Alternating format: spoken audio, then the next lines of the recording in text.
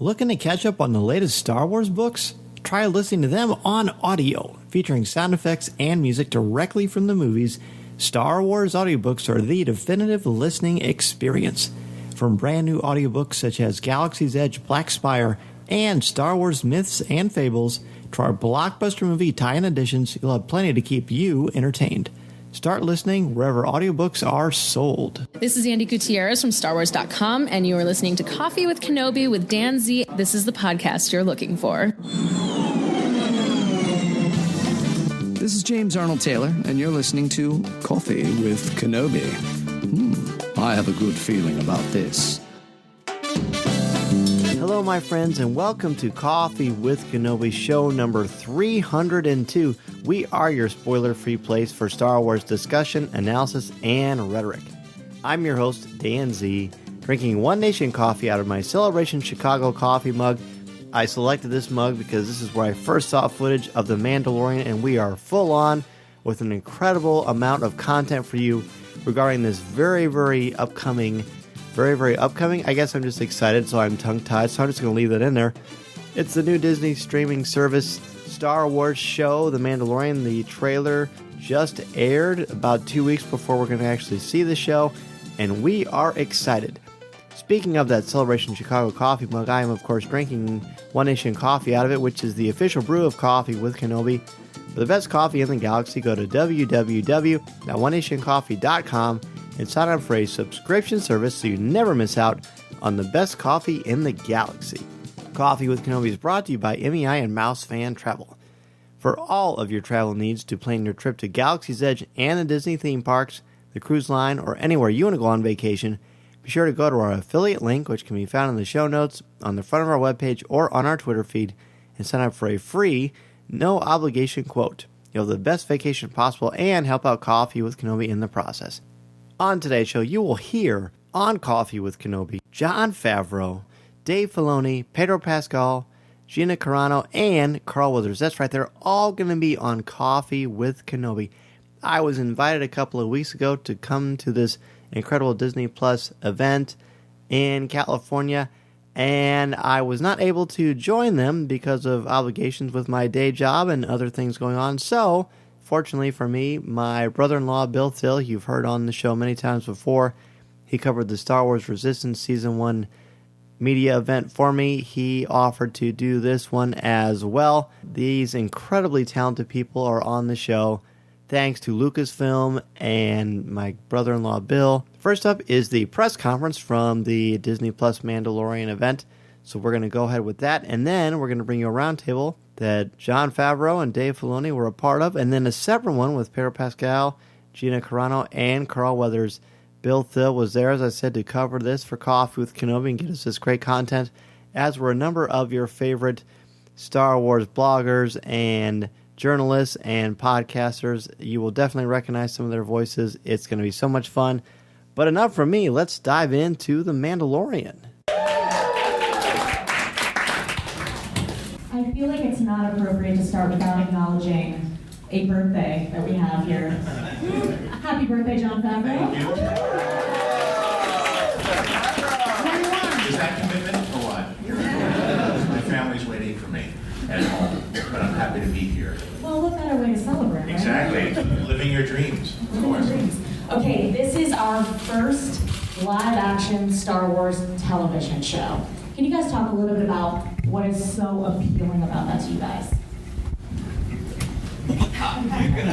For me, it's, how should I put it? There's, as somebody who grew up with Star Wars and really having been formed around what I experienced when I was little with the first film, there was some aesthetic to it that I really gravitated to, and my whole taste in movies was probably formed in a big way from seeing George Lucas's original film, and I learned about cinema through the lens of that film, because my father would explain to me, no, this is a lot like samurai movies, or this is a lot like westerns or World War II films, and so that became my inroad. And then there was the whole Power of Myth with Joseph Campbell and Bill Moyers that was filmed up at the ranch. And that opened me up to the mythic structure and the monomyth and my understanding of mythology and storytelling. And so to come back and return to this with the freedom that this new platform affords, because there's nothing to compare it to, nothing has been on TV other than the holiday special. And the idea of telling a story over more than just a couple of hours, told every few years, opens us up to this novelization of story and a return back to the roots in many ways of the Saturday afternoon serial films that my parents' generation grew up with cliffhangers, adventure, and those drawing from that type of style of storytelling lends itself really well to what we're tackling here. And so there's also it's fun not to have a preciousness in the way we're telling the stories, because we're coming back to you next week with another one. And so to engage the audience in the way that I enjoy being engaged with the shows, with the films, the shows, specifically what BBC had done, or the streaming services, where it's bigger budget, it has a lot of the qualities and aesthetics of a film, but the novelization of the serialized storytelling, to me, that's where it really opened up a lot of freedom and opportunity, where we don't feel that we're repeating or copying anything else that people have experienced from Star Wars. Absolutely. Dave, do you have anything to add to that? No, yeah, it's exciting for me because I get to be a part of it. So that's why it's really relevant. I mean, I just found the whole thing exciting. I think as a kid growing up, you watch Star Wars and you think, I would watch this every week. And as television got more and more into genre over the years, and like I remember when Star Trek Next Generation came out and the promise of better visual effects on television, and it took big leaps. And as somebody that's always been into fantasy science fiction, you were always waiting for a moment where you thought that what the images on television were as good as what you were seeing in the theater, but there was a big separation on it as a kid. And now I think it's gotten so close, and it's one of the I think we can make something like Star Wars because technology has advanced, and that's one of the dreams that George had. Even when I worked with him on Clone Wars, he would talk about the future being streaming, the future being episodic serialized Star Wars, because like you said, it's what influenced him. So yeah, and it is cool to get to help make it, so I like that. When I tell you I cried through that footage, I'm being dead serious. I mean, Oh, really? Yes. Well, it's the first time people are seeing anything. We saw 27 minutes. Yes. Wow.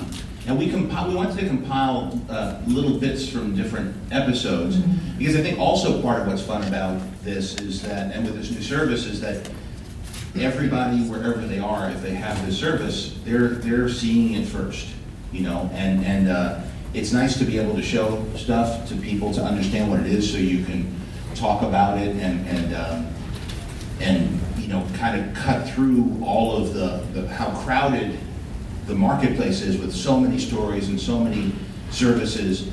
So it's nice to have everybody here to react to it, which is really helpful in getting the word out. But it's also nice to have people to be able to be everybody to experience something at the same time, which is what I really loved about watching like Game of Thrones, is that there's a sense of what's going to happen this week, and the idea that it's not cascading down. Now, of course, the service isn't available everywhere yet. Hopefully, that's gonna be over as it rolls out. Hopefully, everybody around the world will be able to have that same experience. But for us, there's a really fun dialogue that we're looking forward to that we usually normally get only at the conventions, where you get to show it, people get to react, and then you get to talk about it, and it gets us excited as filmmakers, and then that dialogue unfolds over the course of, and I'm happy it's being released at a rhythm, because it gives us a chance, although we're not able to react in what we're doing because all those episodes are done, it certainly will inform what we're doing the second season, which we're actually in first week of the second season's under our belt. And our cast, when you see them, especially Pedro, might be a little tired. He was there quite late last night. Should we bring out this tired cast? Are they here? Yes. Please welcome Pedro Pascal, Gina Carano, and Carl Weathers. How you doing? First thing I heard. Did you get some sleep or just power through? Power. Okay, good. I'll sleep here. Hello. Welcome to the party. Okay, now looking at this footage, I'm going to keep mentioning how unbelievable it was. I can't imagine what it was like for you guys on set. What was the moment you realized, I'm truly in the Star Wars universe? Pedro, what was it for you?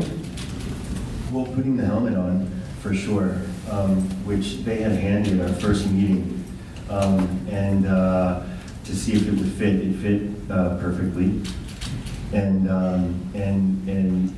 I guess, you know, very simply, trying the costume on for the first time and looking in the mirror. You can't see very well through the helmet, but I got a pretty clear impression, and if you grow up, you know, playing with Star Wars toys and obviously seeing these movies, and then you're staring at yourself, and you are the image of that kind of childhood imagination. It's a super pinch me moment. Quote me exactly. Super pinch me. Is that a hashtag? Super pinch. Hashtag super pinch. I think for me, it was my first day on set, seeing the whole costume come together, and John and Dave came and, you know, they made such a big deal out of, oh my gosh, look how great you look. And I was like, wow, this is really great. But then I saw them did it to everybody, and I was like, oh, you do that to everyone? But it really honestly was one of my favorite unforgettable moments, being on set, seeing the other cast members, but be it behind a helmet or a creature or this one. Or this one. And then actually my first day on set, I was on a blurb. So I was up on this big thing, and I was just like, okay, this is it. This is my life now. So it was incredible. Wow, and John did sort of a slow roll on me. It's like okay, I've got this thing that I want to talk to you about, and okay. And first of all, I mean, I'd met John, so we had a lot of interaction, even though it wasn't like really personal stuff.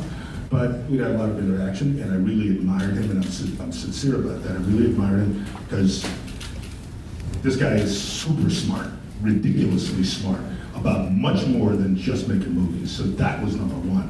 So I'm fascinated, and I'm saying, okay, those are the kind of people I want to be around and know, so I can maybe like grab something that he's got that I really admire. Oh, by the way, I don't know if you folks know this. I'm going to embarrass you a little bit. Happy birthday, John. Oh, thank you. Today is the day. Today is the day. Happy birthday. The big 3-0. There you go, yeah. We're so glad that it happened that you came along so we could get a chance to celebrate with you. But anyway, you know, the thing is, when we finally had the meeting about it, and not unlike Pedro tells the story, when you walk into that room, the conference room, and all this art is on the walls, and he is so passionate about it all, and it's all magnificent. I mean, it is some of the most beautiful artwork you could ever see. If you were a collector, you want to go through and take pieces off the wall because it's that beautiful. And then started telling me basically what this was, a little about this character, and it's like, are you kidding me? I'm working on something that Disney is going to be behind. I'm working on something that Jon Favreau is like marshaling through, and I'm working on a Star Wars kind of invention. And then I get a chance to meet Dave Filoni, and now it's like, oh shit, we're in good hands. We're in really good hands. So that was my introduction, and I'm happy to be a part of it. We really did rope him in. He's not kidding. It started off with, hey, maybe you'll do, they were 2 episodes, and then they turned into, no, we really like your character. I know this, we're talking about this, but I'm writing the last, so I don't want to say too much, but we worked him in a lot into the show, more than he agreed to. And now in season 2, he's a part of our director's brigade. So he's doing I know him through the Directors Guild. So we actually met as, of course, I was a fan of his acting, but he's been more directing lately. So that's been fun. So this whole high-tech, innovative set that we've developed for these specific stories, by Carl being there and being part of it and seeing how we were putting this together and experimenting with it and seeing it all come together, he was perfectly qualified. He understood the story, understood the characters, the cast, and the technology. And so it's really fun to be working with Carl now on storytelling. But you know, I got to hit the ball back because honestly, I don't think it would have happened with a lot of people. Jon promised last year when I agreed to do this, because he knows I wanted to direct more and more, that if they got a second season, that he'd give me a shot. And I got to tell you, I've been around enough to know that people don't always keep their words, you know, and it was like, absolutely, I'm in. So, you know, being a part of this, though, again, is one of the greatest things that's happened in all the years I've been involved in, you know, in entertainment. So it's cool. It's very cool. Wow, another Star Wars director. That's amazing. Well, speaking of the directors, there are a lot of names that you guys have pulled in. I don't want to mess anybody. So Bryce Dallas Howard, Taika Waititi, Dave Filoni. I mean, can you talk a little bit about what their contributions are? And it's Dave's first time directing live action. Long overdue. And Rich Famuyiwa also did a couple for us. And don't forget Deborah Chow. And Deb Chow, of course. She's Chow, who's going on now to do the Obi-Wan Kenobi show. So she came into Star. So this is really, you're going to see, I think, a lot of people that are working in this incubator of story and technology and Star. You know, really people who got together because they love Star Wars and this, I think, enthusiasm that seems to be very contagious, not just with the people on the couch here, but the artwork he's talking about. You know, that's Doug Chang, who's been part of a lot of people who came up through the ranks over the years since the prequels, and all of them slowly, like Tom Sawyer, coming together to paint the fence. And there's this real enthusiasm that's very organic as we're telling the stories, and it's a very collaborative environment. You know, we talk a lot about story, and I write most of it, but that's just a jumping off point for the directors to be very involved, very collaborative, and all the people who are involved, whether it's ILM or Lucasfilm or within the cast or Mandalorian, and so it becomes this really fun collaborative thing that takes on its own life and own personality, and I think you'll see with each of the directors, unlike a lot of television, the directors are really being given an opportunity to have authorship over it as though it were a film. So it's been very exciting for us to have that kind of environment to come to work to every day. Yeah, and Jon, you posted a photo of George Lucas and yourself on set. Can you talk about that experience? Who was on set that day? What did you talk about? Did you drink the wine? We didn't drink the wine that day. I don't think I'll ever drink that wine. It's right on the mantle from Skywalker.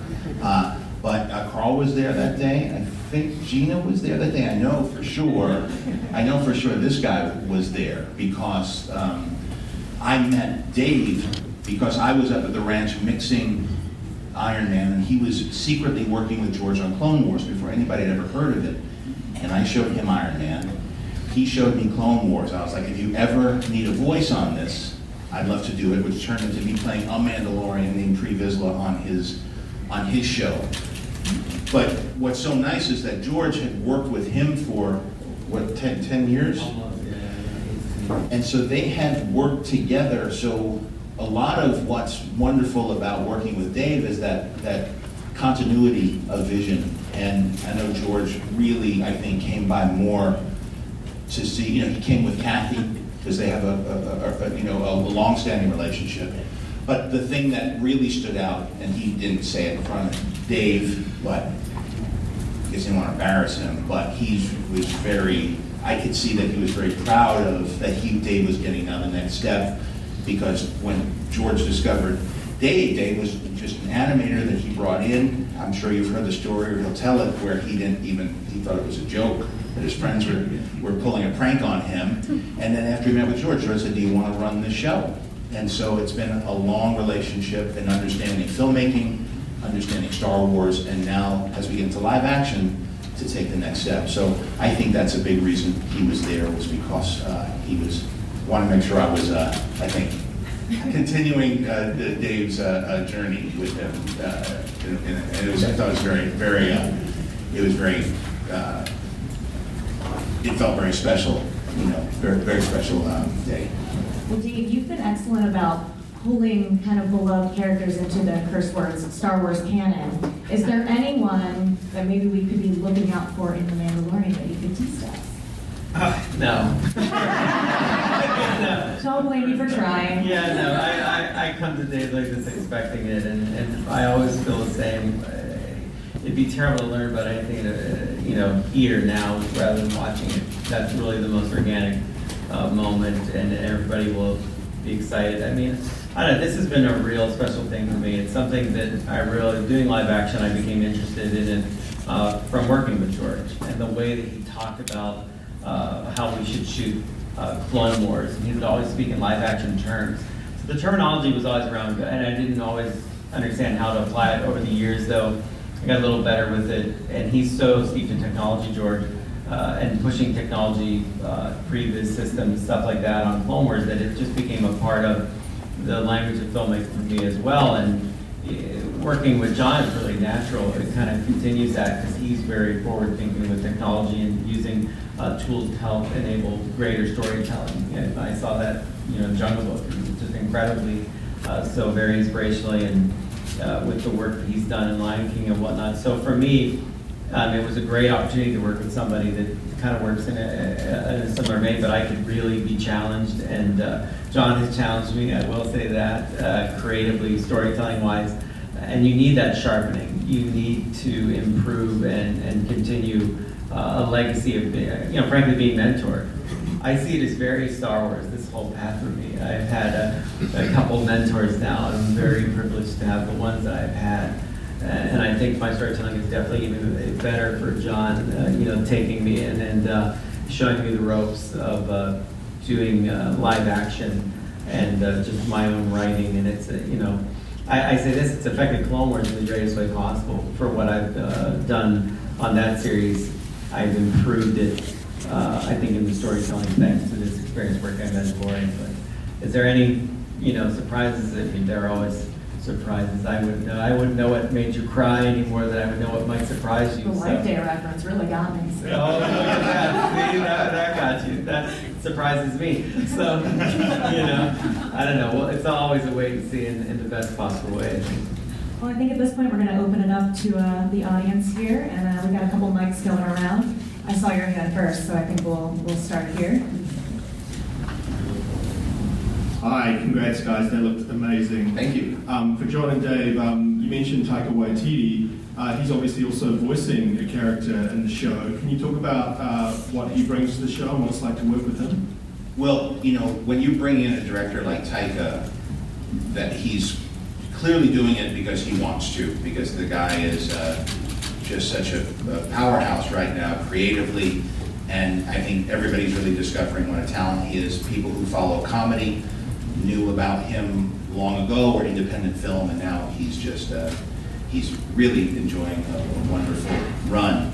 And so when he shows up, it gets everybody excited because it's a fresh energy on the set.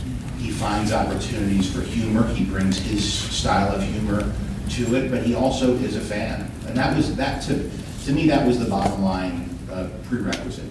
You didn't have to be the most experienced. You didn't have to have worked on Star Wars before.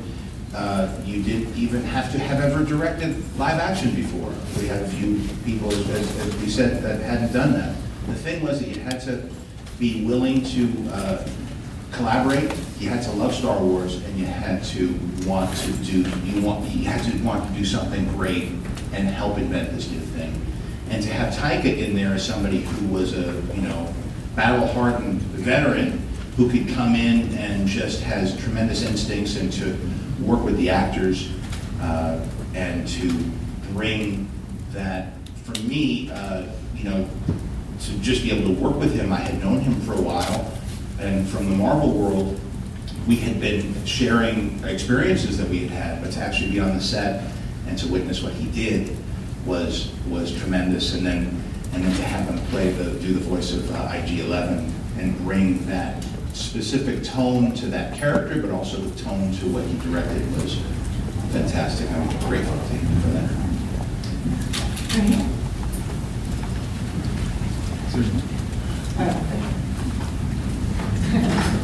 First of all, congratulations on the show. The footage was awesome. I'm curious, the making of the first season of any show, you're learning the infrastructure of how to put it together, what you can accomplish in the time frame, et cetera, et cetera. For each of you guys, what did you learn making season 1 that you are now putting into season 2? And when will you announce the other directors of season 2?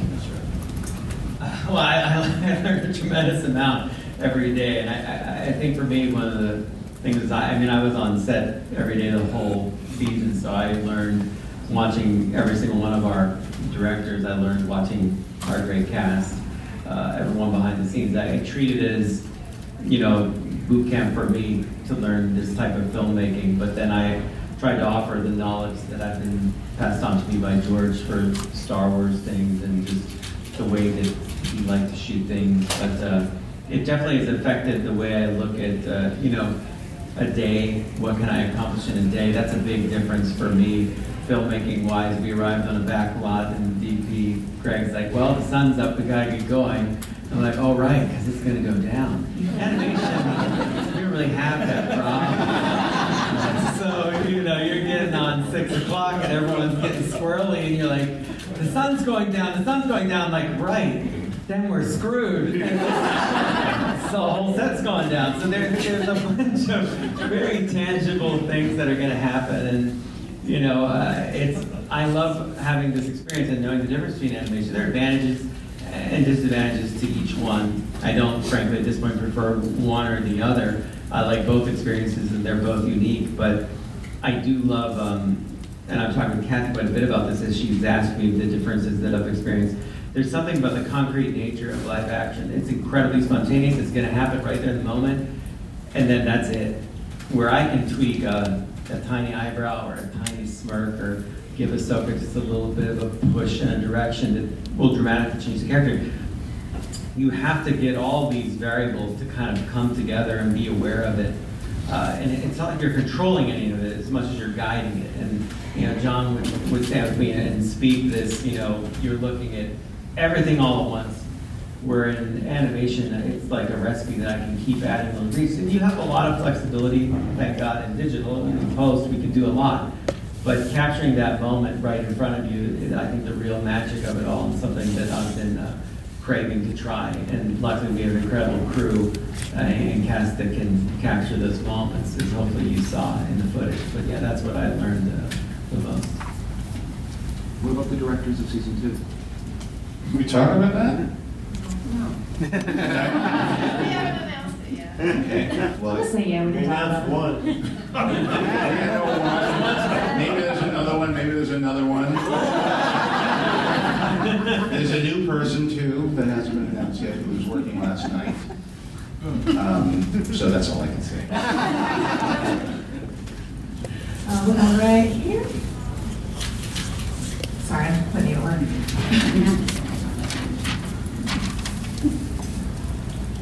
I'm still nerding out. Isn't that awesome? That's our whole life right now. So I wanted to ask, you tease in the footage that the Mandalorian never picks up his ass. So when are we going to see it? And is it? Do you really want to know that? Do you want to come? We're wrapping Christmas presents. Wrapping Christmas presents. You really want to come in the room? Do we ever take off our masks?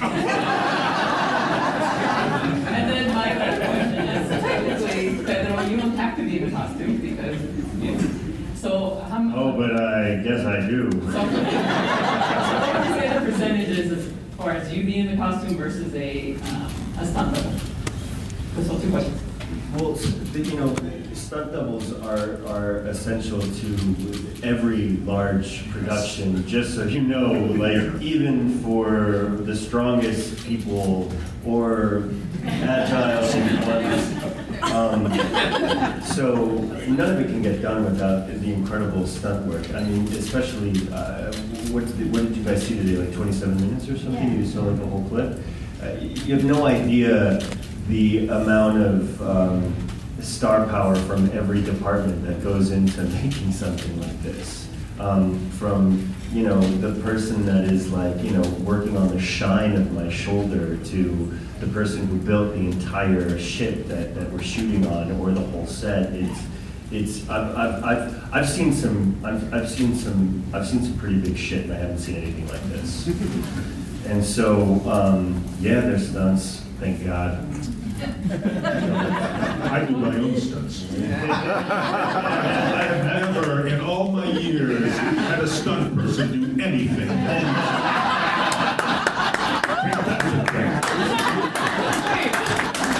That's me. I did not want to see anybody else in this Cara Dune costume. I was like, oh, is she running? Okay, I'll run. Okay, that's fine. No, we don't need her. It's true, too. Yeah, no, I really hated anybody that was in this costume. I didn't want to share at all. I'm a bit more generous. We have time for one more. I'm gonna go Liz. Yes, you. Yes, you, sir. Oh, hey. She got snagged. You okay? Thanks. Great job.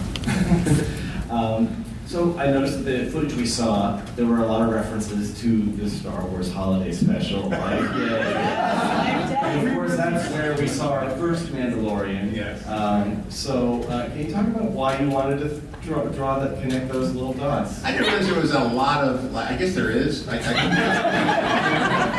definitely it was the gun, right? That the pulse rifle. Just because, here's the thing. I wanted to have it. We're starting with new characters, right? Everybody, there's all sorts of conjecture. Is this really is it going to really reveal that it's Boba Fett all along? Is it a character we already know? We wanted to start fresh with a whole new group of a whole new set of characters that you never met before. And what's nice about that, it's like it reminds me of when we were starting with Iron Man. So for new fans, these were new characters, new actors, and a new world. And actually, even the MCU in that version of it was new. So it was a really nice entry point for people who didn't know anything about Marvel before and just wanted to see a movie and they liked the actors that were in it. And we assumed that you didn't know anything, and so we taught you. Introduce you to everybody. But by the same token, the foundation of all of genre are the fans that have been there since the beginning and the people who grew up with it. And so how do you balance those two things at the same time? And I think for much of the time with superhero films, there was the notion going back, decades that the fans will be there anyway. Just make it as approachable and accessible as you can to the general audience. But I think that's changed a lot, and I think that Kevin Feige and Avi Arad and all the people who started off with the MCU, I think smartly realized was, no, those are your fans, that's who's been there along, and you build out from the grassroots. So never lose touch with the people who've put in the time and who've cared. And so there are ways that even though we have new characters in it and you could jump in because it's chapter 1, we wanted to make sure that if you were watching and you knew about it, and this is where Dave has really been a treasure trove because we tried to effort to work stuff in, whether it's humorously, like making a reference to Life Day, or a reference to a prop that has been appreciated by a core group over time, just putting those little Easter eggs in, or big movements in the story that reflect storylines in either the legends or in canon that people have known and had, and by the way, all of the animated content that Dave's been working on. How do you weave all of it together so that you don't have these divided, segmented parts of the audience, but you could start to bring it all together and coalesce it in a way that creates an overarching narrative and rewards the people who've been putting the time in over the years since they were kids growing up with it. So that's where, it's a sort of a long-winded answer of why I snuck a Life Day joke in there. But those were things that, and some of it was when I would write and want to see if Dave caught it and see what his reaction would be. And he had veto power over everything. And he's talking about like he's learning from me, but I'm learning just as much from him. And just tuning in on what is too far, where could we push it, what are things that hadn't been addressed. Do you want to? Yeah, it's very fun. Like I would love. John would write these scripts, turn around. We would talk sometimes because I'd be in San Francisco, we'd be on the phone, and we'd just start rallying and come up with a whole plot for an episode. Kid you not, on the phone. And he's like, oh, okay, it's in my head, I gotta go, boom. Okay.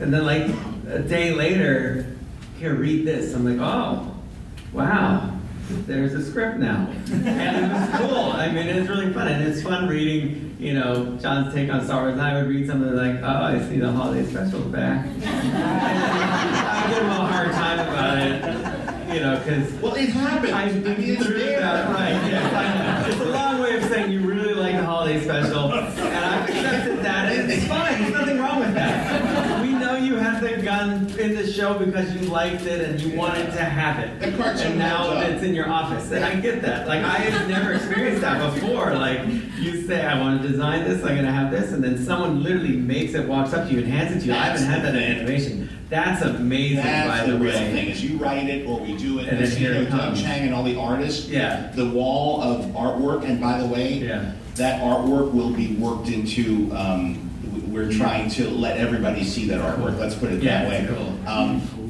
But the artwork is the thing that makes the show. I'll write something and then give it to them, and then by the time it goes through the Play-Doh Fun Factory, between him and Doug Chang and Lucasfilm and ILM, I see these beautiful images, and it's like and then you just write more. Yeah, you get excited. And sometimes I'll even give just some pages to them, have them draw, and then I say, what did they draw? And I start writing things that are impacted by that. That's what I mean by a collaborative environment that this allows for. Well, then sometimes I react to your stuff. I remember it's like how George would react to when I would write the beginning.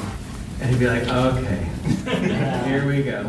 And then I teach you the ways of the Force a little bit. And what I'm there for. That's what I do. And then I'm the apprentice. So that's what's been really great about it. And there is a discipline about it of let's make sure that we are authentic, disciplined, cohesive, and that no matter where you're coming from and what your background in Star Wars, you know that what we're doing is not being done.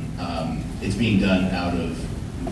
We've really deliberated over it and discussed it and thought it through.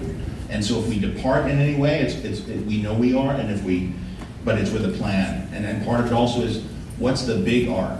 That's the other thing. That's the fun thing, is the plan, and like there are some things where I'm like, I wonder if people are going to think of this.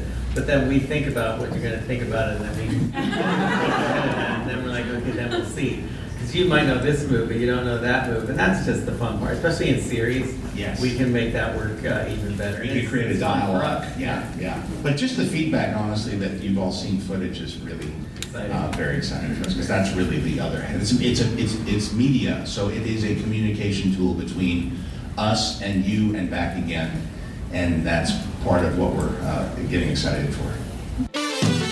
This is Vanessa Marshall, and you're listening to Coffee with Kenobi.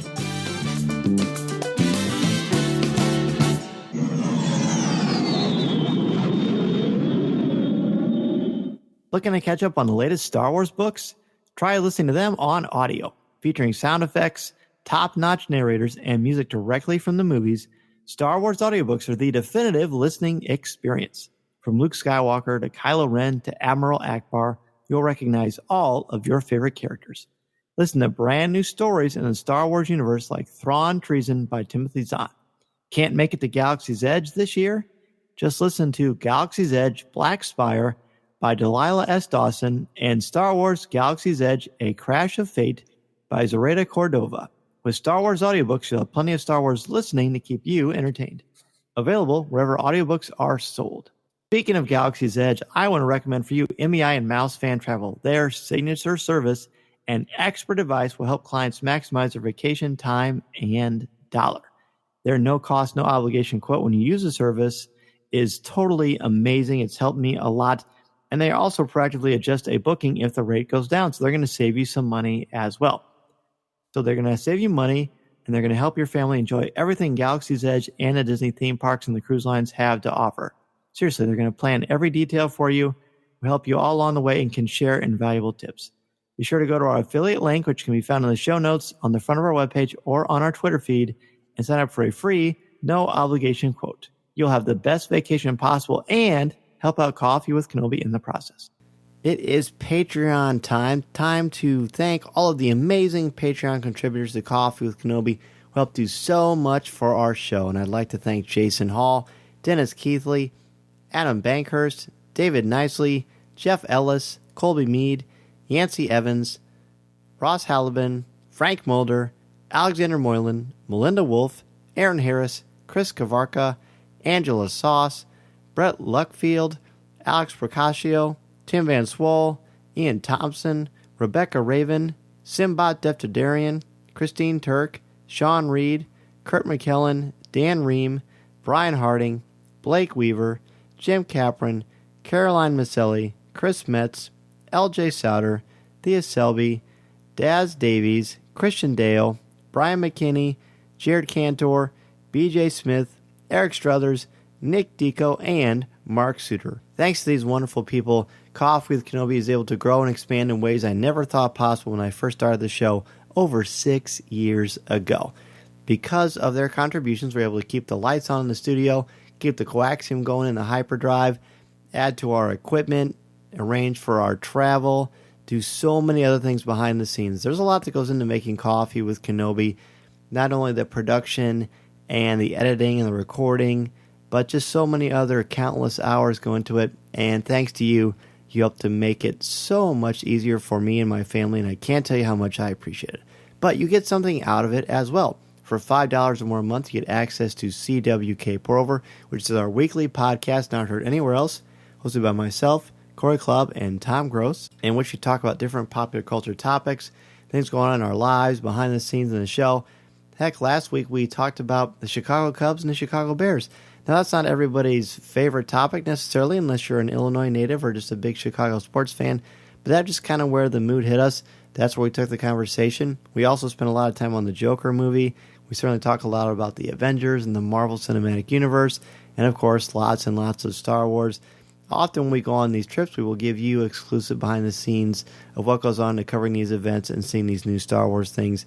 And I got to tell you, next week's Coffee with Kenobi is going to be an amazing one. I'm going to give a Patreon on that one soon on CWK Pro, where I talk about what into making this particular thing happen. I can't say too much because I don't want to give away the excitement. More on that at the end of today's Coffee with Kenobi, show number 302, which you're hearing now. Patreon is an incredible part of what goes into making Coffee with Kenobi. If you have any questions and want to be a part of that, please go to www.patreon.com/coffeewithkenobi or email me, danzy@coffeewithkenobi.com, and I'm happy to answer any of your questions. Thank you so much for your consideration. Hello. Thanks for guys. I love the shirt. Thank you. I have the same one. I made this poster. Oh, do you did? It's great. Oh, wow. I ordered the shirt from you. Very cool. Yes, I did. Hey. Hello, everyone. How are we doing? Do we need to do like an Thank you. introduction or something? Or are we just starting? I think we just we have to lock you in. Hold on, we have to make sure. It's like the Haunted Mansion. For us. I'll just jump in. The two things George Lucas is known for in his filmmaking, I think more than anything, is his beard. His beard. Faster, more intense. No, homage to classic cinema and pushing technology forward. Yes. In the footage that we saw, obviously you're pushing technology forward, and I'm wondering if you can talk about that and homages to classic. There's a lot of like Yojimbo and Man with No Name and Wolf and Cub. And, so if you could talk about the marriage of classic cinema and the new technology you're using, I would appreciate that. So it's part of what we set out to do here was to not just be influenced by Star Wars, but to be influenced by what George was influenced by in putting Star Wars together. Because I think to some people who don't have a relationship with the stories closely, it just feels like sci-fi. But really, there's a classicism to it. And in some ways, there are things that I've observed as a filmmaker who's learned from other filmmakers. And then there's an understanding that Dave has from actually being mentored by him. So there are other rules that are a subset of what came before. But it has occurred to me as I've been putting stories together, it's an interesting, and if this gets too specific, I'm sorry, but you asked, so I'll let you know. The right crowd for Okay, good. So the deep dive I kind of made was that there's an interesting thing that my generation, we're Gen X, and we were reacting to the boomers, which is George's generation, the baby boomers, reflecting on what the greatest generation or the World War II generation. So George grew up on the John Wayne type films, and then there was some of the Kurosawa films too, the samurai films, westerns, World War II movies. But there was definitely a sense of there was definitely an innocence and an adventurous quality to the films that he grew up with a definite code of who's right and who's wrong, and that was what he grew up with. Then his generation flipped it a bit with the subversiveness of the 70s. And so there was, on the one hand, a respect for the films he grew up with, but then there was a twist on it. And then my generation was being presented with that view through the lens of George. And now we're telling stories for millennials and also the younger generation that's coming after that. And so it's interesting because now we're a reflection so now it's 3 generations deep of what's going on there. And so we really efforted not to make it a reflection of what we interpreted Star Wars to be, but instead to go back to the source code and look at the films that influence George and look at the films that influence, and I've been lucky enough to work with Steven Spielberg as well, and they're all, and Ron Howard I know, and then Ron Howard, of course, as Bryce is working, of getting in the heads of the people who were there in that generation and learning about John Ford, which I was able to do years ago through Steven screening it for me when I was working with him. And so looking at those films of Kurosawa, Ford, Leone through the eyes of that generation, and then trying to channel that as best we could. Now, of course, we're going to always put our spin because filmmakers, cast, writers are always going to bring their thing into it. But we always made sure that, although there was some individuality that came to it, that we adhered to something that had structure and respect for what came before. Good? Well, yeah. That's a big answer. And we're out of time. Thank you all. Thank you. So with that said, we're obviously, at an end of an era now with The Rise of Skywalker and then a birth of something new with The Mandalorian. How do you see fandom changing from here on out in terms of episodic television and stuff like that? I don't know. Fandom changing. I don't know. Fandom. I think what we, as creatives, give to fans and what we think they want, that probably changes. I don't know if being a fan changes. Accessibility changes.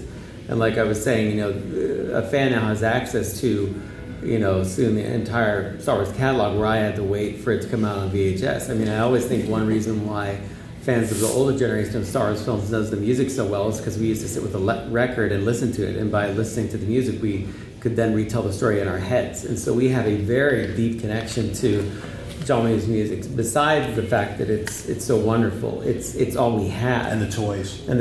Which definitely has affected the way it has affected. It does feel like we're playing with. We get excited by set of Star Wars toys when we go to work.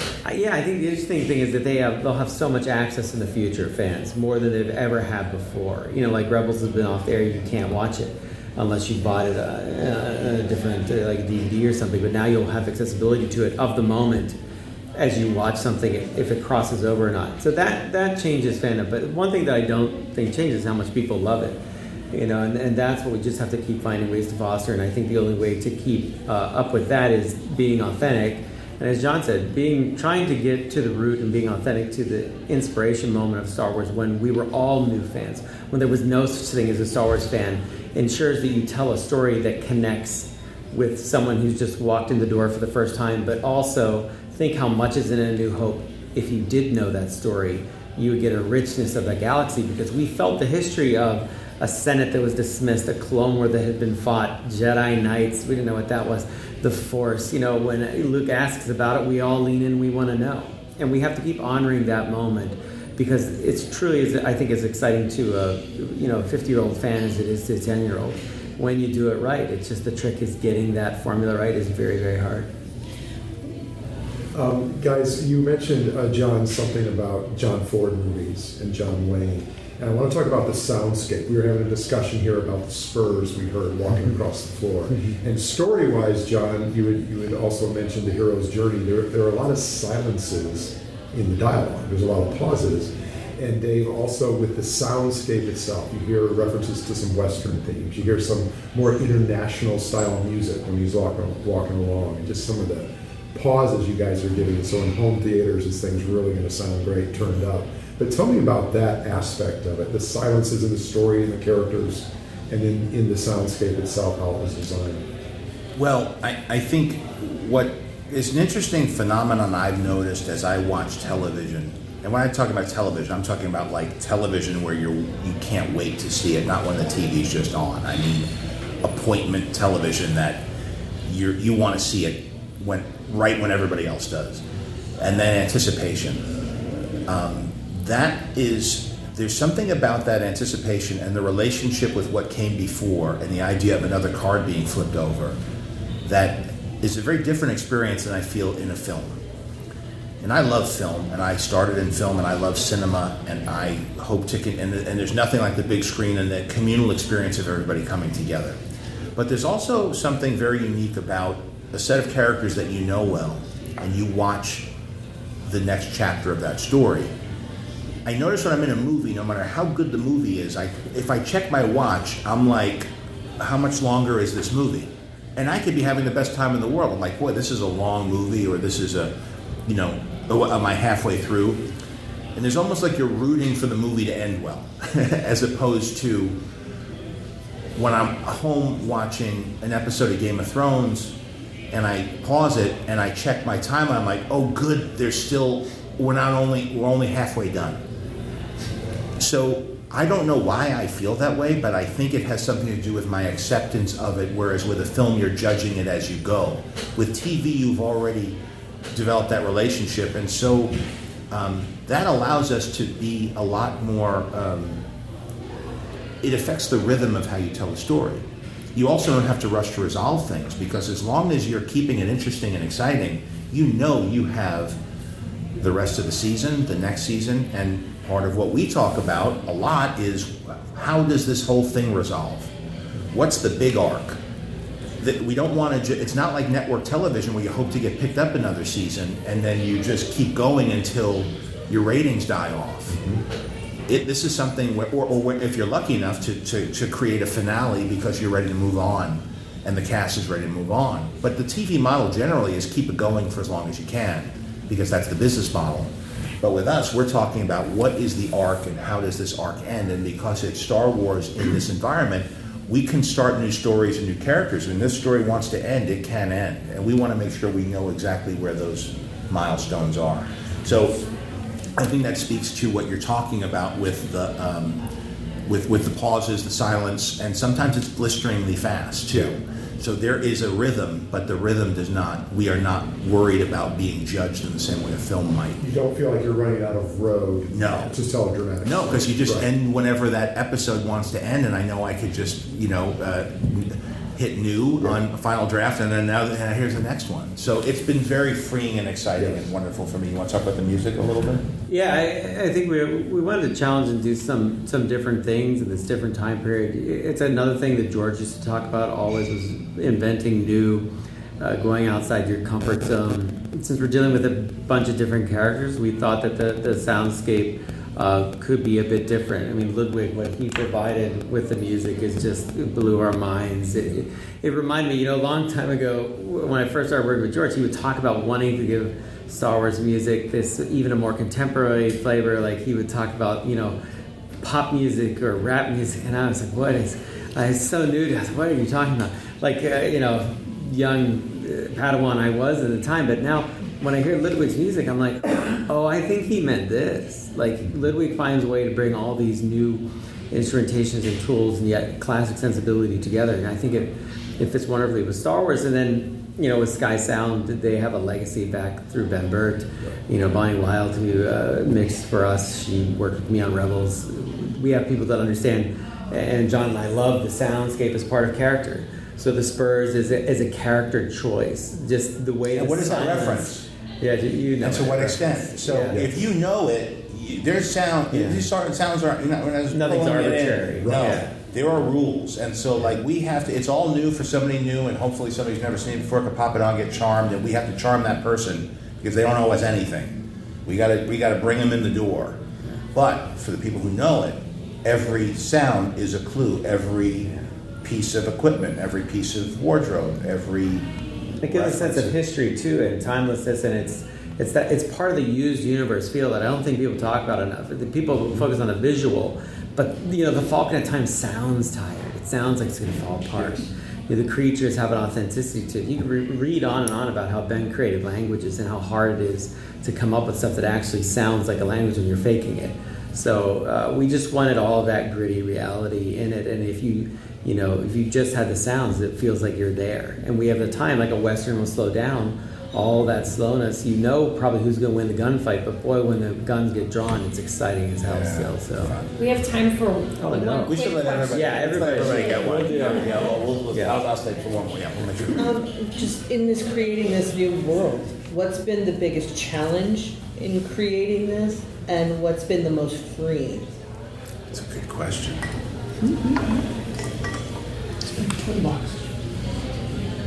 Boy, I what's been freeing to me is him. Because I write and I just dump out my crayons, and if I'm excited, I could write fast, because I've been thinking about this since they first announced they were going to be doing more Star Wars. So I've been thinking about this since 2012. Not this specific story, but the elements of what I had been thinking about in my head have been all incorporated into this. And so when I have that much churning in, and then when it finally comes time to do it, I generally just go on a tear. And then I let myself, it's not a very disciplined thing. You're just saying, what do I want to see now? I feel like I'm the first person watching the show. And then this happens, and then that happens, and I have a basic idea of where it's going to go, but I let the characters kind of talk, and the moments kind of erupt. And then I show it to him. And then I say, okay, is this, give me the expert's eye of what I've been doing. And oftentimes he would be like, that's probably not what that species would do, or they're not this part in this time frame, or that tech is... That's not really Star Warsy. That's more Star Trekky. That's not. We just had that conversation yesterday. Another desert planet. We're going there. We bring that, just finding ways, because I have a broader knowledge of what's been in play. Say, I know why you want to do that, and a lot of other people. Let's maybe think of it this way, and then John just goes off and comes up. Or we come up with, or we then wrestle it through and then we get excited about what story we can tell. But usually those shortcomings or limitations are things that lead to more innovative thought. Yeah. And then of course there's this tremendous thing that I've never had before. It's just this wealth of knowledge online of people who've been curating different perspectives on all of the canon and legends, and so for me to be able to explore and be inspired by things, for us to look at things together, or he'll tell me, this race had this ship in this episode of Clone Wars, but it's never been in live action, and here's the one it was, and then he'll send me and we'll go back and forth. And then as a writer, it's like a chef. I've learned so much from being around chefs.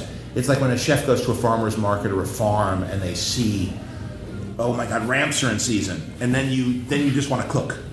And that's what it feels like. It feels like it's like we shop for ingredients together. Then I cook. Then he tastes and he says, "This really isn't." It's true. That's not, But when it's right, it's right. It's right. You can't call that ratatouille. It doesn't have these elements. Then we get really jazzed. And then we just nerd out a lot. Yeah. But it's been great. And I don't know. I wouldn't be doing this without him. It's this relationship and what I learned from him, what he learns from me, that really, and also we're both students. We both love to learn. And so when he tells me something, I'm never resisting it. I'm always digging deeper to understand more. And then when I tell him something, it's the same type of thing. So although we hand back and forth what the relationship is, it's always very enthusiastic and never out of frustration or feeling that we have to clear. There's no politics here. It's purely collaboration and excitement. And who didn't ask the question? Just sorry. We'll get all of you. So at Celebration 60, you gave a seminar on visual storytelling that was very informative. Oh, really? Yeah. Now that you've worked in live action, what else have you learned about that process? I don't know. I think in some ways it was really like, to me, applying a lot of what I had learned. But part of it is, to me, live action is an even more ultimate collaboration. The collaboration of the moment is so important. Like, I'd never worked with a DP right there while making all the shots before. And so you might have something in mind and they're saying, I hear what you're saying, but the lighting for this moment is going to get that way better if we just line up here. All these little considerations and how you manage the time that you have becomes important. But that spontaneity and that creativity of the moment and how comfortable the actor is, are they hitting a point where they're tired, are we going too far, you have to kind of measure it all, is what I think makes live action so real, authentic. And animation can be that too, but only the masters of animation can really get the idiosyncratic tiny things. Miyazaki's so brilliant at it, right? That's why his films, I think, feel different, because he'll do tiny little toe twitches, just all these little things that nobody thinks of, and you don't realize in the depth of the background all the reality and time. It's just passing by naturally. But in animation, we have to think of it, we have to plan it. There's a lot of thinking and planning that's gone into live action, there's no doubt. But it's all going to come into a moment that something might happen you like on one take, and then you like something different on another take. That's a different thing for me, where I could combine those things into one ultimate take in animation. So but the collaborative process and learning to listen to the great talent you have around you, not just in front of the camera, but behind it, that was probably the biggest step that I took. And knowing that everybody's there helping you create the best moment, and starting with Jon, where he'll read, when I pitch him an idea, it's like I overload his computer, and he's just, I don't understand it, it's too much.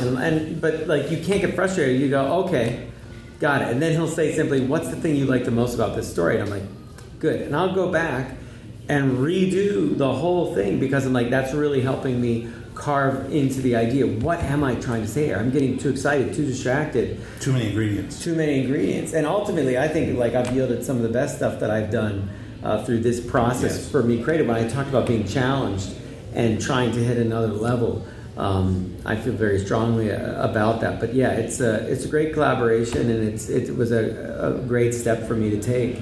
So I've been really, really thrilled with it, and I hope you will be too. I know these guys for like a decade. They're in everything. Everything I do, so they're very watchful of what I'm doing here. Two more. So my question is, I noticed that you brought, some of the stuff that you brought from the Iron Man and the Avengers and then Clone Wars. I noticed that you brought back the carbon freezing chamber. And I love the ode to the old technology. Yes. I'm wondering if we're going to see more of that kind of moving towards the Star Wars. I have to get past quality control here to make sure I'm using it properly. That's interesting. He's like, carbon freezing wasn't used by all bounty hunters. It was experimental at the time, but this is a few years later. Perhaps it's. It was a big debate. That was not an easy sell for me. I was like, what do you mean it's on his ship? This is something Vader came up with. It should be adequate to freeze Skywalker. What if he doesn't surprise the freezing process? I was like, maybe. I don't know how many people know they even did that, but with a bounty hunter does. But that's the fun. That's like a Friday at work where we're debating. But you really wanted it, and in the end, it was the right choice. So it's how it's used, and also how it fits in the time frame. Is it plausible? Is the juice worth the squeeze? Is it fun? Is it cool? What does it reference obliquely to somebody who doesn't know it as deeply? And what does it pass muster from an expert who's going to be, making sure everything's just so? And so everything that's in there, it's a dialogue back and forth. And I'll never do something that he doesn't think I should. And he, and so we have that. That's the and it works the other way too, though, because if there's something that like I'm very sold on because it's always been that way, I always have Jon say, "But why?" And then I think about it. And who else used to do that all the time was George, because I would come at him with all these fan thoughts, And he would say, but why? Why does that have to be that way? That's never been said. I'm like, well, in the EU and all these books, he's like, yeah, but maybe that's not the best story.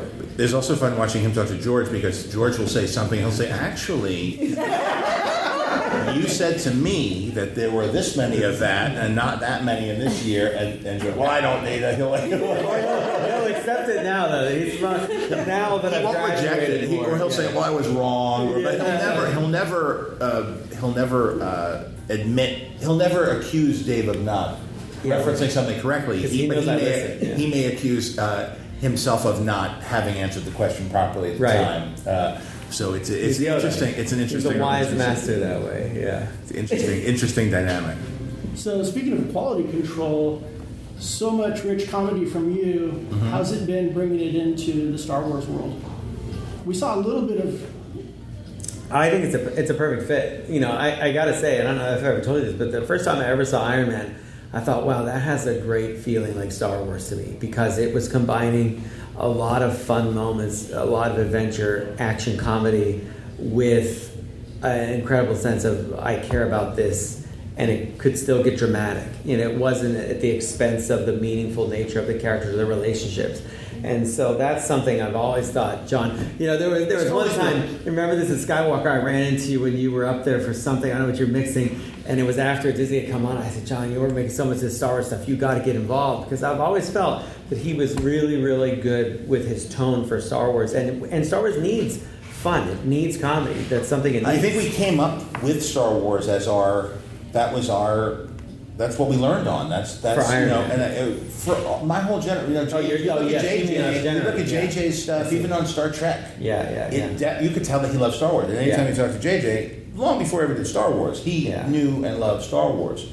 So I think a lot of when we get our sense of tone or adventure or what we like to see in a movie, we're emulating the things that we were formed around. So I think that comes up. But I also have a background in comedy. And what's nice about working with other people who have that background is it's fun, because sometimes you get better punchlines than George may have pulled. There were a few times but George was always bringing humor into it, and always remembering that there are, there's some people who are serious about it, but then there's some people who might be interested. I loved R2-D2. I always had my eye on R2-D2. Or when Yoda popped up, I had my eye on Yoda.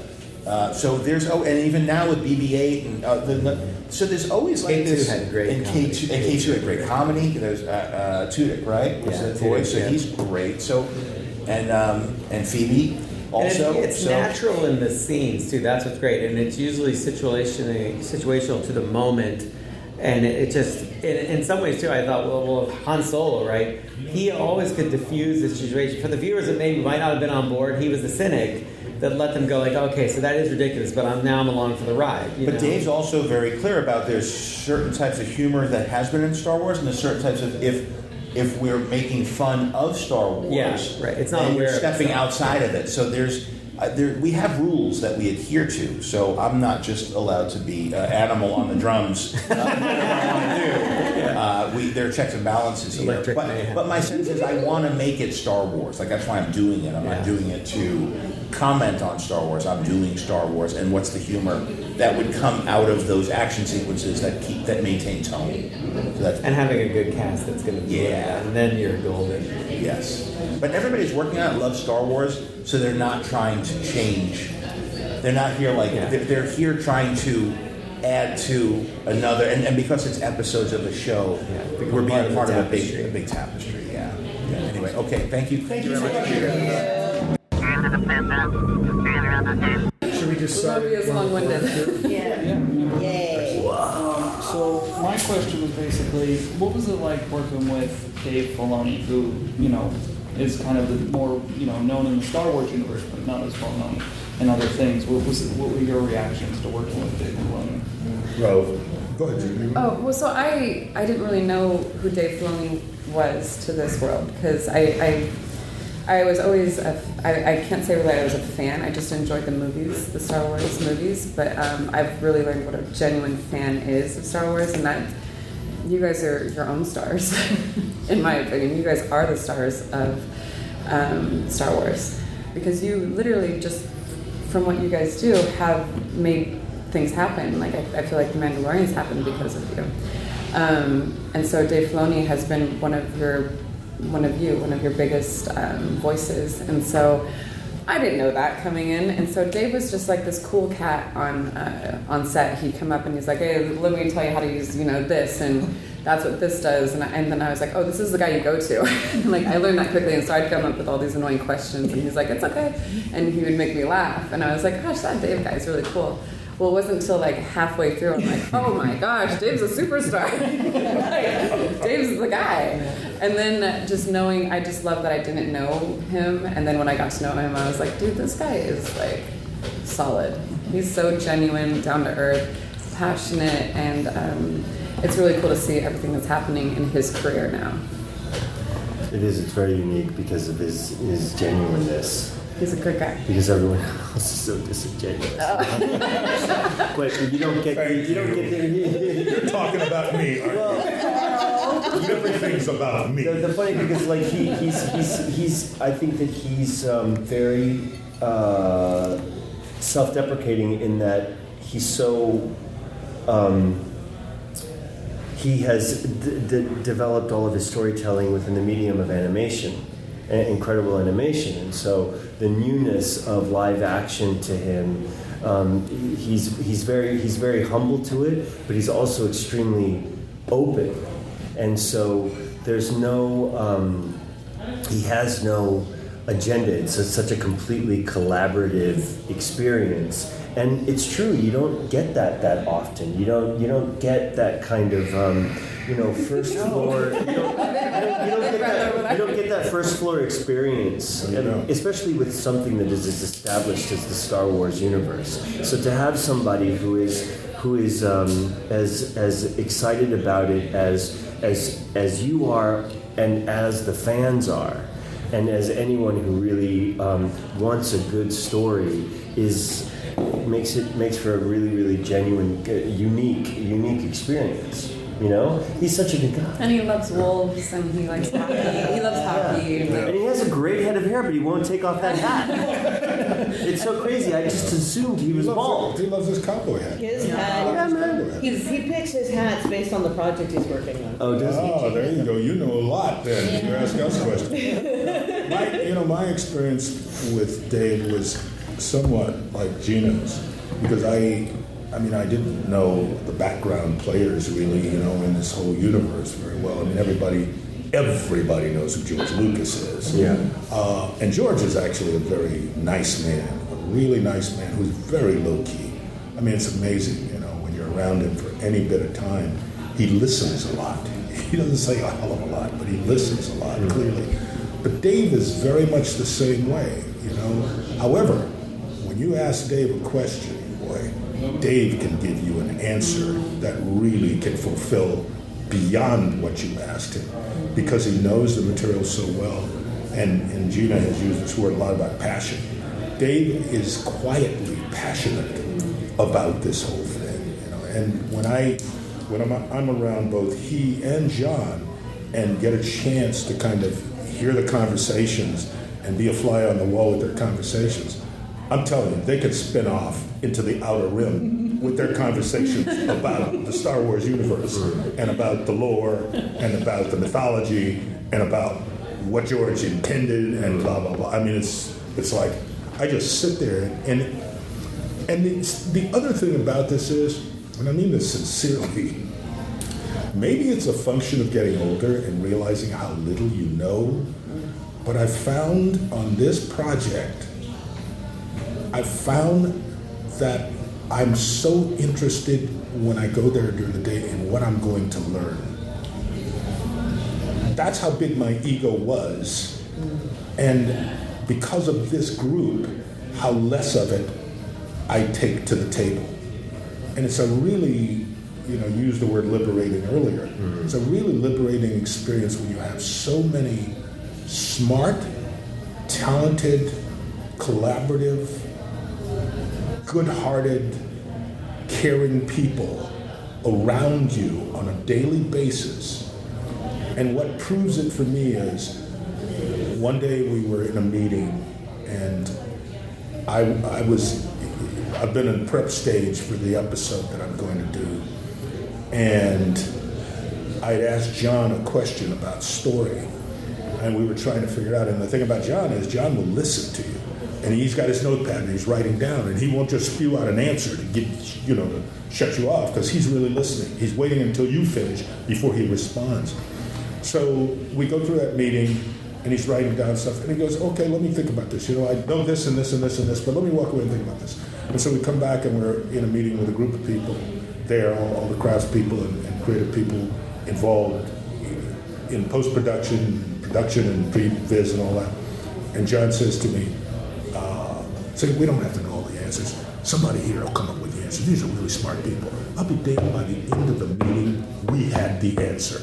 And the answer was better than anything I had thought I could get to, and better than anything Jon had come up with. And I found that experience to be so consistent time and time and time again. So for me, it's one of the most exciting projects as a result of just that. There is so much that you get a chance to learn, and what you learn a lot about yourself is, let me just listen and see what happens here. Somebody's going to come up with something that's really brilliant. And I've said this a million times. I don't have to be the sharpest tool, in that box, but I can take credit for it when I'm directing. Somebody else they come up with the answer, I'll take credit for it. It's okay. So for this season 1, you have a diverse slate of directors. Do you guys want to talk about some of the other directors have brought to the series? So I got to work with. I don't know. Okay, I definitely got all the season 1 directors. All the season 1 directors. Okay, so I really loved working with Bryce. No, you're not supposed to. She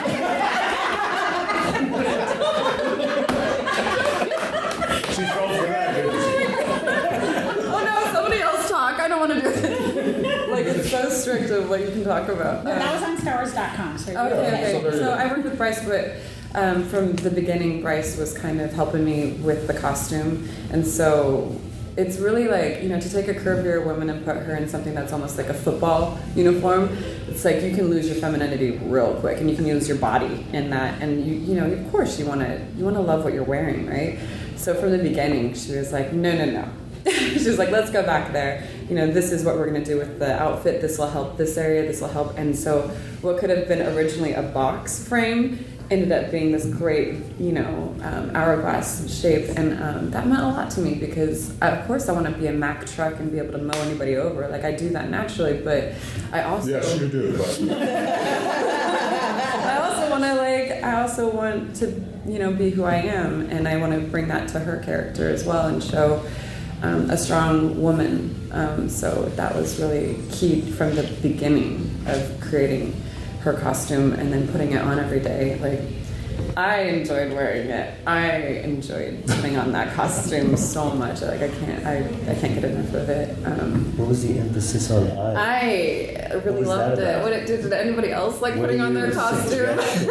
Well, we also liked seeing you in your costume. Oh, okay? So you guys made right choices. Thank you. Definitely did. But then, working with all of the directors, it's been really cool. To see Deb Chow, that is insane. She's going to be doing what she's doing. And then, Taika. Dave's first. And Dave. He's written them alongside Jon, but it's his first foray into directing live action. It was incredible. And he was fantastic, too, because... you're working with somebody who's first-time director, and everybody has a learning curve. And so if you've been around long enough, you can see the difference in somebody who's really well seasoned, But Dave was, first of all, Jon's there, so he can rely on him. But Dave was fantastic. And again, you just could learn so much from him, So watching him as a director and watching him as a director who'd been immersed in animation and telling stories that way, and who's been a part of the Star Wars brand for so long, you just saw him gain confidence daily with what he was doing, but also at the end of the day, the episode turns out really good. So, we're fortunate. we're really fortunate that we had a group of directors, I think, who all brought something really special to the table. And Deborah in particular, I just thought was pretty amazing because, man, it was huge stuff she was doing. And Taika had his kind of wild sense of humor and played wacky music. He played music during the scenes, which like gave it its own fun vibe, and then he would show up in pajamas sometimes. I mean, it was like crazy. Little slippers. Wait, how about the couch? Yeah, and he had a couch. Yeah, lava lamps. Where like Bryce would sit on like a box. I'm just like Taika would sit like sprawled out on a couch in pajamas, and so it was really, and it's really fun at the end of each episode. You really look forward to kind of unwrapping, oh gosh, who did that? Who directed that? And like when you see it, then you can kind of look back to the episode and you're like, oh, I see it. I feel that energy of that person in there, so it's cool.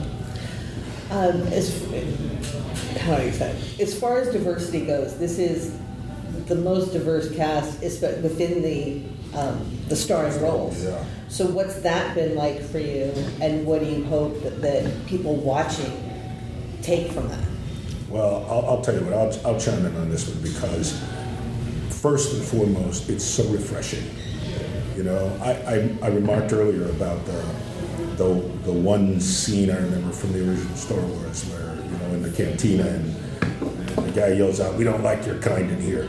And I mean, it was every different looking creature, person, thing in there, and then you yell out at someone, "We don't like your kind in here." What kind are you talking about? You know, so the irony of that. And in this world, every kind is walking through this place. And they all have a they're all an integral part of this world, this universe. And they add so much color, you know?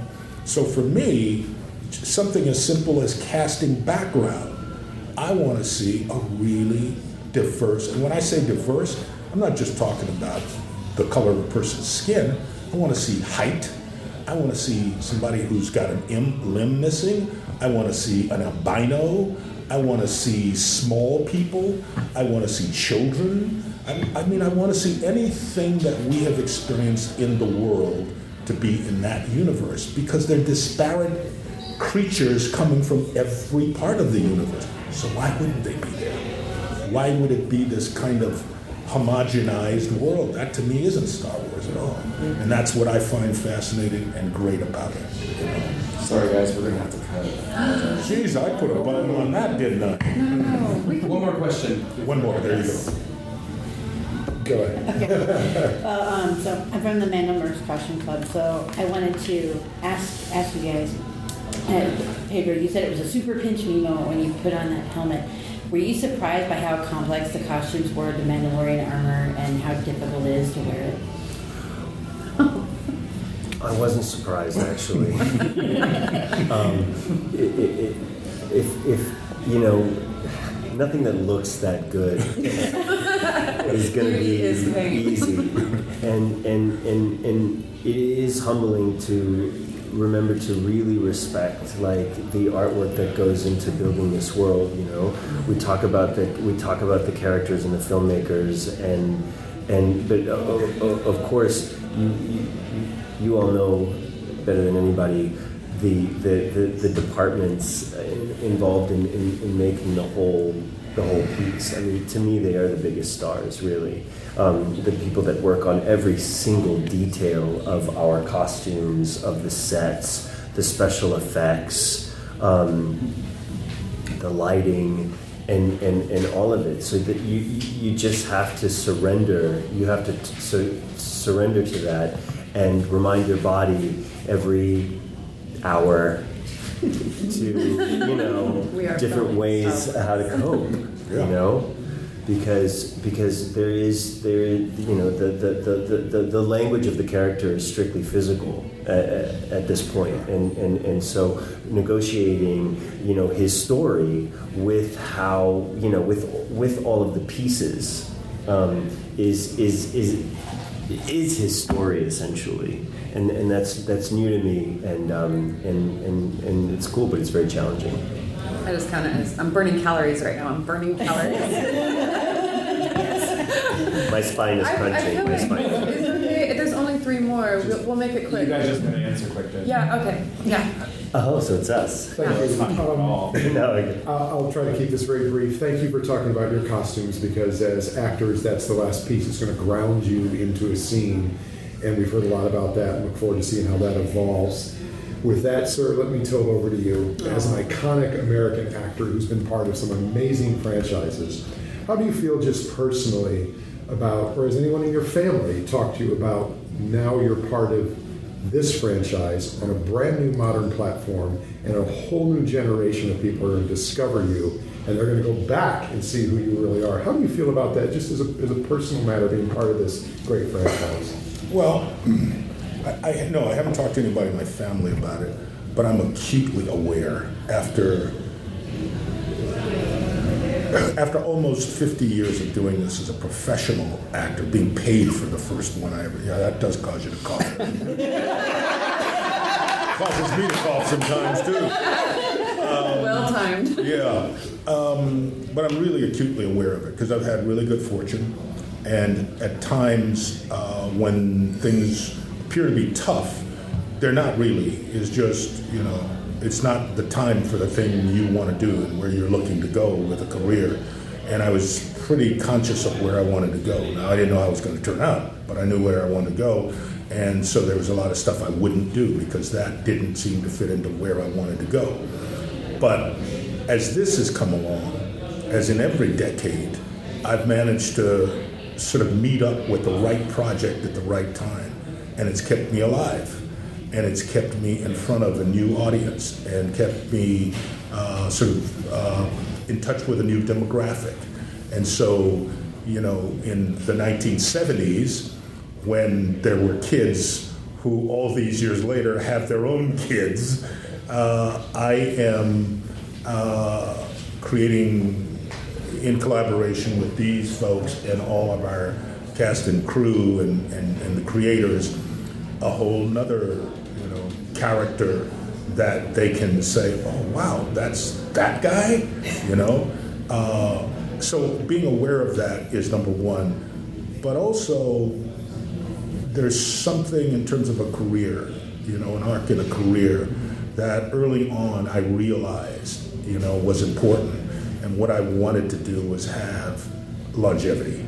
That to me was the thing, and what can I do to create, ensure, to deliver in terms of longevity, and be a Burt Lancaster, be a Sidney Poitier, be a Dan Duryea, be an Audie Murphy, be some of those people, and so many others.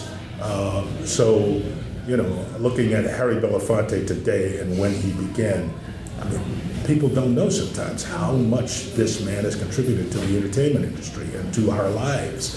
And so to me, that consciousness of that, is the thing. And I'm really mindful of it all the time. Adds to the fun for you. As to what? Adds to the fun of it. Oh, absolutely. Are you kidding me? I mean, I've got something new I can learn, and something new I can somehow contribute, and something new I can appear to be. And, again, keep people entertained and say, wow, I didn't know you could do that. And he shares it. Can we have more? He shares it with us. He gives lots of good tips. We're all sharing. We wish you guys as long and storied as a career. Well, let's hope there's some more. Some years to come. Oh, yeah. He's not stopping here. Yeah. All right, next question. Speaking of the fun, we saw your video when they were rolling out the toys a few weeks ago. You guys were having a blast.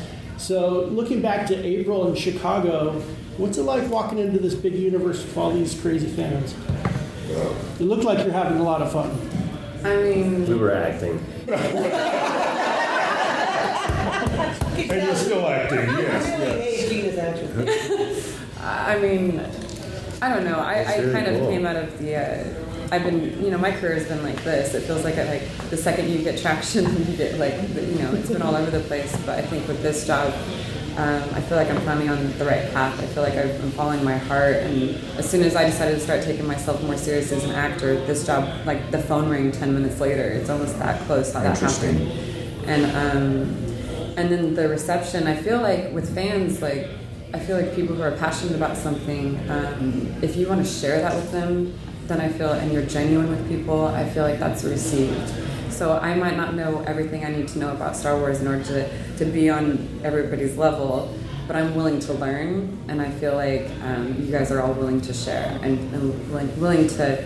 It's not that I feel like you want more people to be a part of this incredible story. You just want to keep the bar high so that when people come into this universe, it is the most welcoming experience. It really is. It's been really positive. It feels like being part of every single project that you get involved in. You're becoming a part of a family. This is the most invited into a family I've ever felt. Yes. It is an energy. It is an exchange of energy. It hit me like the back of a jet in Chicago. Really, that was my first sort of visceral realization. I don't think we were prepared. I wasn't prepared for that. Neither was I. I was like, wow, that's it. That's what the Star Wars world is. Because the thing though is, I've experienced that with other projects, but nothing was like that. Yeah. That was surprising to me. That's some energy right there. So it just gave me. I was going to say, it gave me this huge shot of energy because then you realize, oh, wait a minute. We really are in this thing, And it helps you do the job. We filmed it. You can erase it now.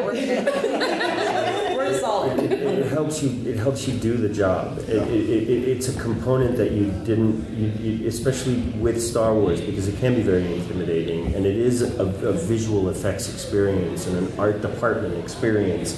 And so then, as a cast member, and for that kind of support to sort of lift you into it, is such an essential component, more so than anything I've ever done.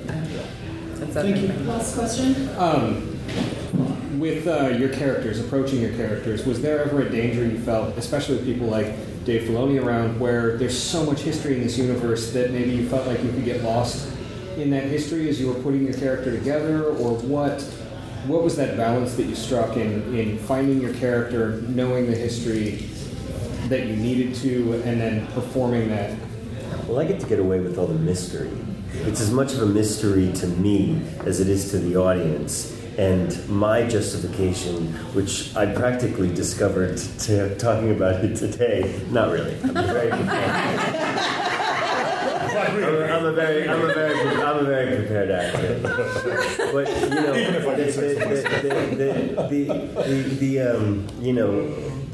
sometimes this is going to sound corny, but sometimes we're very much a mystery to ourselves, our own identity, and the discovery, to discover what you're capable of, or what your destiny is, or whether you will live for yourself or whether you will live for others, is very much part of Filoni's and Favreau's, a vision of this story that is very much built on what George Lucas introduced to all of us. So in getting into all of the details of the history, that's Dave's, that's their job. It's not ours. And I right? Yeah. Well, I really liked how something that sounds when you read the script. I'm like, what in the heck does Happos mean? How is it going to come out of my mouth in an understanding way? But what they're really good at, I think Jon's kind of an emotional genius because he placed me in this character because he wanted me to play this character, and he is really smart in looking into who somebody is. Not okay, she plays the badass, but she's also got a vulnerability about her. She's also got this, and he's going to sit there and incorporate it into the story and use these little things where instead of just standing there and being the badass, oh wait, you're kind of the badass, but you're also this, and I just think it's nice that they're this, like, they talk on such a genius level, but they're able to communicate to me. Like, I understand what he says. I understand what things mean after they explain it, and the door's always open. Like, okay, Dave is like an open door. Hey, ask me anything. Like, anything you need to understand, and it's that kind of set. They both are. I guess I've got one last thing, which is kind of funny because it relates to this. We all go into this stuff, and you guys are super serious about this, about the world and the universe and the lore and the mythology and all that. So I was going through the script that's coming up, and, I've read, good Lord, I know I've read it at least 24 times now. But I would have these questions, and finally there was this one thing I kept forgetting to get addressed. It was just a line that a character says. And finally I got to John and I said, oh yeah, but there's this one line, because I'd asked several people to ask John and nobody had actually finally gotten an answer. So finally I asked John, so what does it mean when he says this? And I'm thinking, man, this has to relate to some character, something somebody said in Star Wars here, John says to me, oh, I just made that up. Which is what Dave would say, George would say. Yeah. Oh, wait, but it was so perfect because it made sense that this was something special. But it wasn't special at all. He just said, oh, I just made that up. Yeah. Okay, that's creativity. Yeah. That's what you do. It's all made up. But people buy into it and it becomes this thing. So something is holding a blaster. Brilliant. How did they come up with holding a blaster like that? And Dave asked George, and then George was like, oh, that's just. Okay, that works. Go ahead. That's great. So I'm like, oh, cool. Yeah, like how did it? Thank you guys. Listening to Coffee with Kenobi, you are the podcast you're looking for. This is.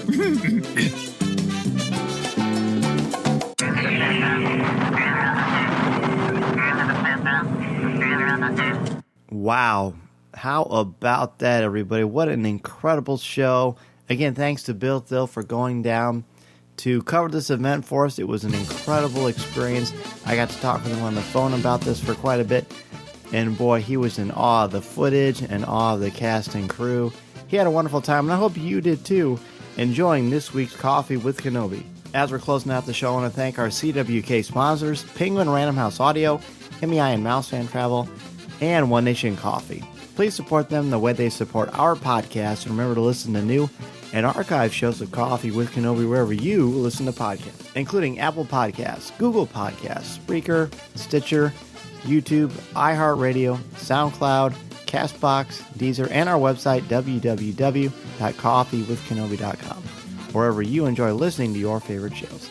And if you listen to the show through iTunes, please leave us a review. You can also find us on social media. In fact, please follow us on Twitter and Instagram, give us a like on Facebook, and check us out on Pinterest. We'd love you to check us out on all those places. Be sure to listen to our CWK family of shows too, including Legends Library, Resistance Reactions, Comics with Kenobi, and Lattes with Leia.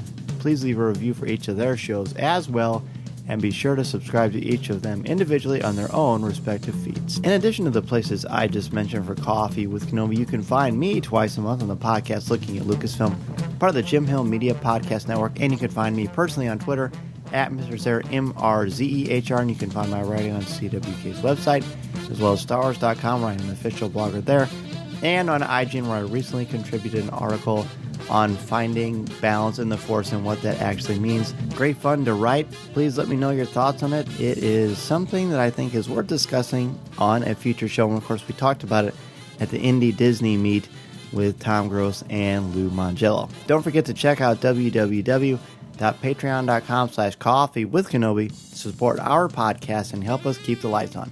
Our Patreon page is where you can listen to our exclusive weekly podcast, CWK Pour-Over, hosted by me, CWK newsman Tom Gross, and Coffee with Kenobi co-founder Corey Clubb for just $5 a month. There are also options for behind-the-scenes videos, photos, t-shirts, and more. Plus, 10% of your monthly contributions go directly to the St. Jude Children's Hospital each month. Thank you to all of you currently supporting us on Patreon, and thank you for considering becoming a member of our Coffee with Kenobi Patreon family. We've got an email from Gar Van Orden I've been wanting to get to, and Gar writes, Lucas felt there was nothing new about The Force Awakens directed by J.J. Abrams. In each of the films in the original trilogy, it was important to Lucas to present new worlds, new stories, new characters, and new technologies. In this one, he said, there weren't enough visuals or technical leaps forward, according to Bob Iger. So who was right? Bob Iger or George Lucas? Both. Iger was right in that The Force Awakens became the most successful film of all time. Lucas was right in that it would have been a better, more creative, interesting film if it weren't so derivative. The Force Awakens is my least favorite film, still his 10th favorite movie overall, I add parenthetically. Carr goes on to say, it's the only one that gave me a twinge of disappointment when I first saw it, though there's still a lot to love about it. So based on that, I'd have to side with Lucas when it comes to that film. The very next year, they came out with the best Star Wars movie, Rogue One, which is an idea that Lucas rejected. I really love The Last Jedi and Solo 2. And if Lucas were still in charge, we'd only be getting a movie every 3 years, at most. and we wouldn't have Galaxy's Edge, and we wouldn't be getting 3 live-action TV shows. And it's not like they aren't listening to the fans. They're bringing the Clone Wars back. So in conclusion, yes, Lucas was ultimately right that The Force Awakens was too derivative. But that doesn't mean that everything Disney did is terrible. In fact, in general, it's much better that Disney owns Lucasfilm now. Thanks for reading, and thanks for a great show each week. Thanks. Again, that's Gar Van Orden. Well, Gar, thank you so much for email and your support over the years. It was really cool to get a chance to catch up with you, albeit briefly, at Celebration Chicago after the media panel that we did. That was really, really cool. And I agree, we really haven't talked a lot about Iger's book on this. I read the chapter, I read it all, but the chapter on Lucasfilm purchasing that I thought was fascinating. Certainly something to explore, maybe on a future pour over. It makes sense to me that that will be hard for him to let go of this universe and these characters. And then he has ownership with them. I mean, how could he not? He spent most of his adult life on them, and they brought him so many wonderful things and opportunities. So I get that, but it's also a business too, and I think that they both really seem to be at peace with each other. I've seen them in person together. I've been very fortunate to see that. And there seems to be nothing but mutual respect and admiration, and that passes the eye test for me, and that makes me feel a lot better. So Gar, thanks again for your awesome email. Thank you again to our guests on this week's Coffee with Kenobi, Jon Favreau, the writer-creator of The Mandalorian, Dave Filoni, of course, Pedro Pascal, who plays the Mandalorian, Gina Carano, who plays Cara Dune, Carl Weathers, who plays Greef Carga, and Bill Thill for covering this event for us. I also want to thank each and every one of you for listening to and joining me today, and each week for a cup of coffee.